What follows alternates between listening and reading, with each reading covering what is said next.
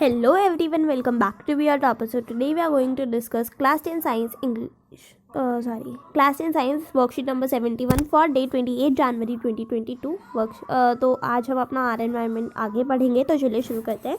We have discussed about food chains. हमने food chains, trophic levels और 10% law के बारे में पढ़ा था पहले वाली वर्कशीट में. We should remember the following points about the transfer of energy in the ecosystem. हमें जो इकोसिस्टम में ट्रांसफ़र होता है एनर्जी का, उसको भी रिमेंबर करना, उनकी कुछ बातों को. तो चलो उन बातों को याद करते हैं. Energy is not created in the ecosystem. Energy is only converted from one form to another. So energy जो होती है इकोसिस्टम में क्रिएट नहीं की जाती है, ये एक फॉर्म से दूसरी फॉर्म में कन्वर्ट होती है.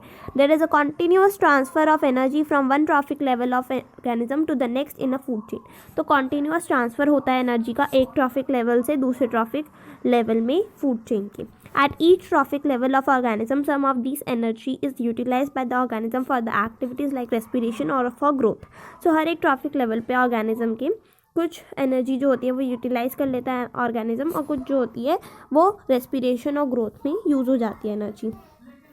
A part of the energy at each trophic level is utilized for the functioning of decomposers. हर एक जो पार्ट है एनर्जी का हर एक ट्रॉफिक लेवल पे वो यूटिलाइज किया जाता है decomposers के फंक्शन के लिए.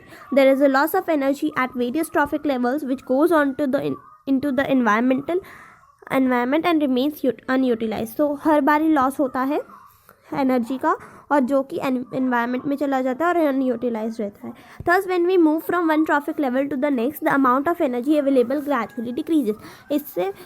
इसीलिए जब भी हम एक ट्रैफिक लेवल से दूसरे ट्रैफिक लेवल में जाते हैं तो जो अमाउंट है एनर्जी का वो धीरे धीरे डिक्रीज होता जाता है. This is because at each level energy is lost as heat energy which goes into the environment. So ऐसे इसलिए होता है क्योंकि हर एक लेवल पे क्या होता है, जो एनर्जी होती है वो लॉस्ट होती है एज हीट एनर्जी, जो कि एनवायरमेंट में चली जाती है. आगे देखते हैं. Biological magnification. So increase in the concentration of harmful chemical substances like pesticides in the body of living organism at each trophic level of a food chain is called biological magnification. जो increase होता है concentration का किसकी, harmful chemical substances की जब concentration increase होती है body में, जैसे कि पेस्टिसाइड्स. ठीक है, तो हर एक ट्रॉफिक लेवल जो है फूड चेन का उसे हम कह देते, मतलब हर एक ट्रॉफिक लेवल पे जब इंक्रीज होते हैं केमिकल सब्सटेंसेस तो उसे कह देते हैं biological magnification. It expends over different trophic levels. ये अलग अलग ट्रॉफिक लेवल्स पे एक्सपेंड होता जाता है, बढ़ता जाता है. Organism at each higher level. तो जो ऑर्गेनिज्म हायर लेवल पे होता है उसके हायर कॉन्सेंट्रेशन होते हैं इन केमिकल्स का. एग्जाम्पल अगर हम मैन का केस लेते हैं, मैं निकालती हूँ एक मिनट. हाँ, अगर हम मैन का केस लेते हैं तो उसमें ज़्यादा अमाउंट होगी पेस्टिसाइड्स की. ठीक है, पेस्टिसाइड्स फिर वो सॉइल में जाते हैं, देन प्लांट्स में, then herbivore and then man. ठीक है, pesticides are not biodegradable chemicals, so they get accumulated at each trophic level.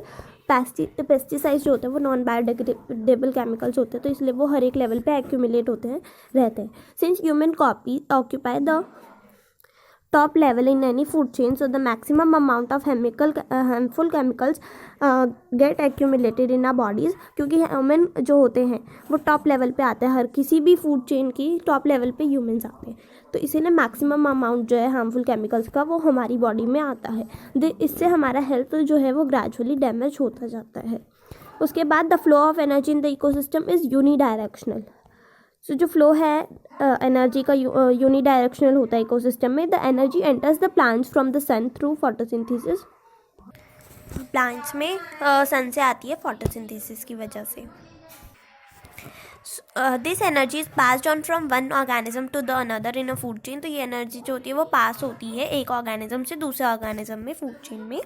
So energy जो कि एक ऑर्गेनिज्म देता है एज हीट वो लॉस्ट हो जाती है एनवायरनमेंट में, and it does not return for the plants to be use again.